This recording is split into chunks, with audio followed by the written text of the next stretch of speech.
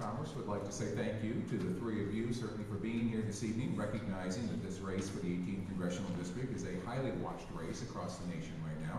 So we appreciate your time in being here, and we are now going to turn to our summaries. You will each have 2 minutes to wrap up your position. And the order in which we will take those summaries are Lindsey Sutton of the Constitutional Party, Bob Gibbs of the Republican Party, and Zack, Democrat and incumbent. So we'll start with Mr. Sutton. You have 2 minutes to wrap. I don't know if it shows or not, but I'm not a professional politician. I don't ever intend to be a professional politician. I intend to be representative of the people of this district feel that I deserve it and trust that I would abide by the things that I say and have been saying for ever since this campaign began. We don't need politicians. We need people who listen to the constituents. That being said, we need a constituency that understands that we're limited as to what we can do by the U.S. Constitution. Article 1, Section 8 of the U.S. Constitution gives 18 things that the U.S. Congress is allowed to do. Yet the U.S. Congress now is involved in doing hundreds of things that don't fall within those requisites described by that article. And the primary reason that happens is because it's been found throughout history that they give you things and you vote for them. But they, a lot of folks don't understand that when they give you things, they're taking things. And what they're really taking from most people is our liberties. There's so many things we didn't get to discuss here tonight. I appreciate the questions, however, that were asked. They're very important questions. But things like being involved in the United Nations. We have so many issues that are going on involved. For example, parental rights. There's a parental rights issue right now because of the UNCRC. I'm pretty sure most of you are familiar with it. It's the Convention on the Rights of the Child. And there's some international law that's going to enter in, should that be ratified, that's going to override our sovereignty. And a lot of folks want a constitutional amendment for parental rights. I want us out of the United Nations. That puts an end to that problem. And there's other issues, but they all, to me, fall within the Constitution. The U.S. Constitution would follow it. Thank you, Mr. Sutton. Thank you, Ms. Grossman, for making these trains run on time. All right, we will move now to Republican Bob Gibbs. You have 2 minutes, Bob. Thank you for all being here. Really, this election comes down to you have two clear, different choices to make a decision. Congressman Space believes that government spending and government involvement will help this country get by in the future. I believe we need to reward people from hard work, entrepreneurship, and innovation. We need to cut taxes, keep more money in their pockets and our employers' pockets and their families.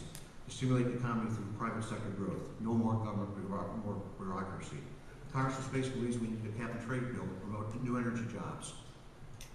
I believe we need to stop the cap and trade that he voted for and protect thousands of jobs in our backyard, protecting agricultural jobs, coal jobs, and provide so much for our families today. Congressman Space believes we need more spending. He's voted for tax increases over $1 trillion in this Congress alone. I say we can't spend and borrow ourselves to prosperity. We must make government accountable and stop the reckless spending. What we need to do in this country is not talk about wealth redistribution, but wealth creation. There's 3 ways you have wealth creation. One is you develop our natural resource, you mine it, you raise or grow it in agriculture, or you make it manufacturing. And the policies coming out of Washington, D.C. that Congressman Space supports are putting up barriers against what I call the wealth creators.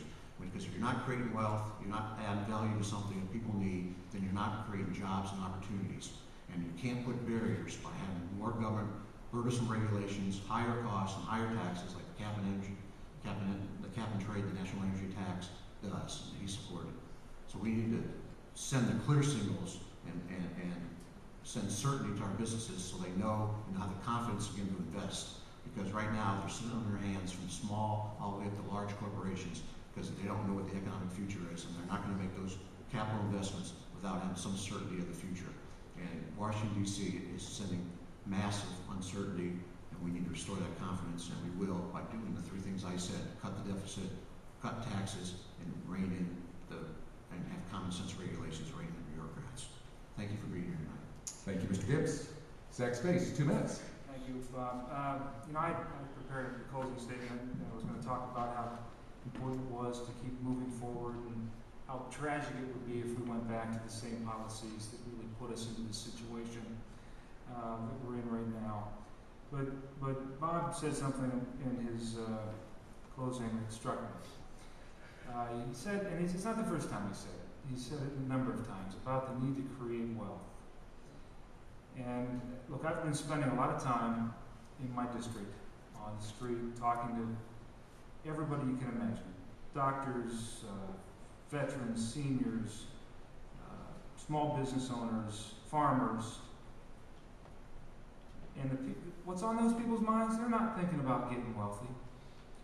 They're worried about how they're going to be able to send their kids to college, how they're going to be able to save for retirement, whether they're going to have a job come this time next year. Some of them are worried about how they're going to put food on the table. And,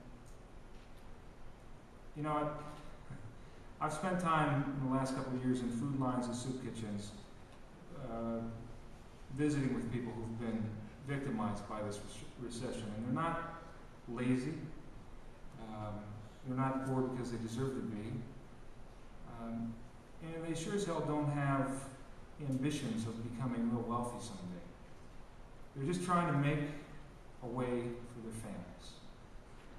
Now, the choice that we have in front of us, and I deeply regret we didn't have more time to talk about policy and specifics, but the choice we have before us today in November is going to be a decision as to whether you want someone who understands and addresses and works and fights for the needs and the concerns of middle class America, or you want someone who's going to stand up for America's wealthiest and the hope and expectation that somehow or another we're all going to benefit.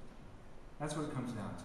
And finally, I want to say with regards to Lindsey, a good man. I believe in the Constitution too. I've been studying it for 20 years. Thank you, Zack. And we just have a disagreement on what it is. Thank you, Zack. Thank you, Bob Gibbs. Thank you, Lindsey Sutton. And thank you all for being here tonight.